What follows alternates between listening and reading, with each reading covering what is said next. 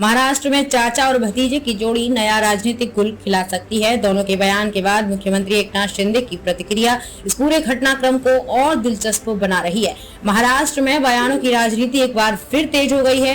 एक और जहां राष्ट्रवादी कांग्रेस पार्टी यानी एनसीपी के मुखिया ने गौतम अडानी के मामले में सुप्रीम कोर्ट की कमेटी पर भरोसा जताते हुए संसदीय कमेटी की मांग को खारिज कर दिया गया है, तो वहीं उनके भतीजे अजित पवार ने ईवीएम के मुद्दे पर विपक्ष को आंख दिखाई।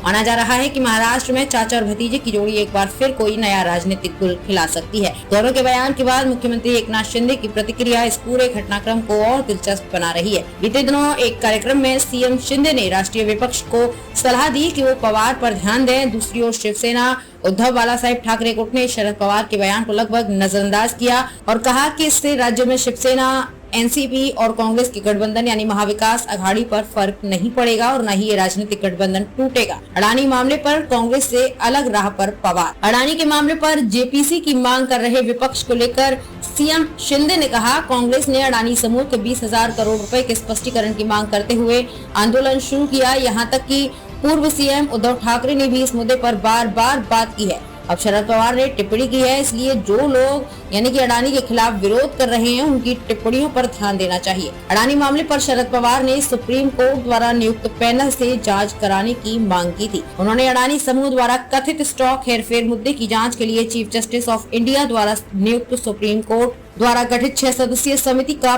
पक्ष लेते हुए कहा कि ये कांग्रेस के नेतृत्व वाले विपक्ष द्वारा मांग की गई संयुक्त संसदीय समिति से अधिक प्रभावी होगी। सीनियर ही नहीं, जूनियर पवार भी दिखा रहे आंख। इसके अलावा शरद पवार के भतीजे अजित पवार ने आम आदमी पार्टी समेत अन्य विपक्षी दलों द्वारा प्रधानमंत्री नरेंद्र मोदी की डिग्री के मुद्दे पर भी सभी दलों से अलग राय रखी। उन्होंने कहा कि विपक्ष को पीएम की डिग्री नहीं बल्कि इस बात पर ध्यान देना चाहिए कि सरकार ने रहते हुए उन्होंने बीते 8 साल में क्या क्या किया।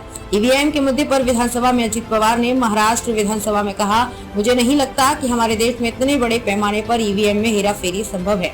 पवार ने प्रधानमंत्री का जिक्र करते हुए कहा कि 2014 में चुनाव जीतने के बाद मोदी को काफी आलोचनाओं का सामना करना पड़ा था। हालांकि ये तथ्य है कि वो जनता के बीच बहुत लोकप्रिय हो गए और भाजपा ने उनकी वजह से कई राज्यों में चुनाव जीते। इसी मुद्दे पर अजित पवार ने कहा, पीएम के नेतृत्व में भाजपा ने 2019 के चुनावों में 2014 के कारनामे को दोहराया। अजित पवार ने इस बात पर हैरानी जताई कि 9 साल सत्ता में रहने के बाद की प्रधानमंत्री की शैक्षणिक योग्यता पर सवाल उठाने का क्या मतलब है, जब देश के सामने बेरोजगारी, महंगाई, किसानों के मुद्दे आदि जैसे बड़े मुद्दे हैं।